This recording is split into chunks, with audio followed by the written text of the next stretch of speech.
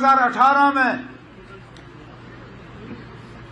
लोगों की चुनी हुई हुकूमत जब चली गई तो तब से लेके आज तक लोगों ने दर-बदर की ठोकरें खाई, मुसीबतों का सामना किया,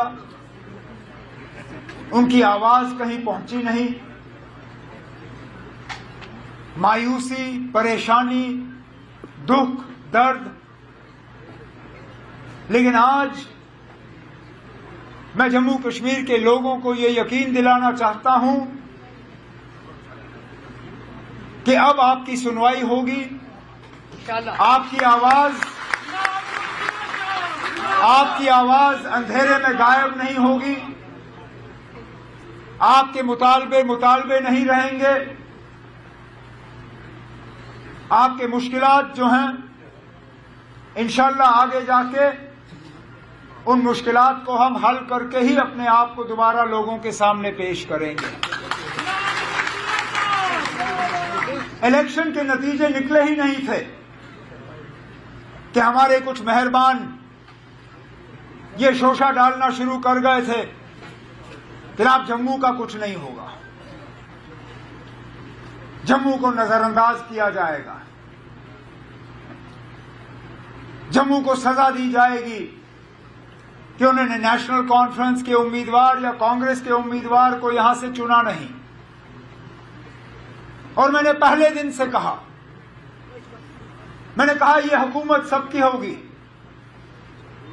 इसमें नुमाइंदे सबके होंगे, इसमें आवाज सबकी होगी और हम खिदमत सिर्फ उन लोगों की नहीं करेंगे जिन्होंने नेशनल कॉन्फ्रेंस या अलायंस को वोट दिए। हम अगर खिदमत करेंगे तो पूरे जम्मू कश्मीर की आवाम की खिदमत करेंगे। डिप्टी सीएम बनाना कोई मजबूरी नहीं थी ना। इससे पहले भी जम्मू के डिप्टी सीएम बने हैं, लेकिन वो कोalition में मजबूरी की वजह। मुफ्ती मोहम्मद सैयद साहब अल्लाह मगफिरत करे उन्हें, जब वो वजीर आला बने तो कांग्रेस के साथ उनका अलायंस था, अलायंस को उन्होंने औहदे देने थे। मंगत राज शर्मा जी डिप्टी सीएम बने। जब गुलाम नबी आजाद साहब जम्मू से सीएम बने, डिप्टी सीएम बनाना था, कश्मीर को डिप्टी सीएम का दर्जा मिला। जब 6 साल मेरी हुकूमत चली, वजीर आला के तौर पे मैंने जम्मू कश्मीर की खिदमत की। अलायंस की मजबूरी थी कि ताराचंद जी को हम डिप्टी सीएम बनाएं। इस बार फिलहाल कांग्रेस ने अभी तक मिनिस्ट्री में जो है शामिल होने का जो है कोई फैसला लिया नहीं है, लेकिन हमने तब भी डिप्टी सीएम बनाया और डिप्टी सीएम भी उसी पार्टी का जिस पार्टी का सीएम। ये उन लोगों के लिए जवाब है जो पिछले इलेक्शन में नेशनल कॉन्फ्रेंस के खिलाफ उंगली उठा के कहते थे कि ये मुसलमानों की पार्टी है, इस पार्टी में मुसलमानों के अलावा किसी के लिए जगह नहीं।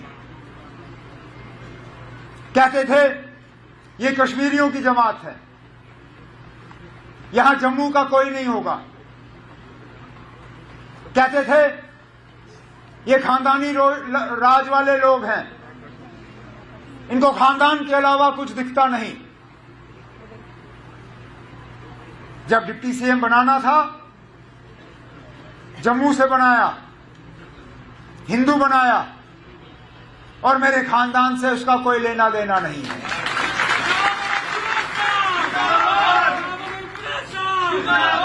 अब क्या कहोगे?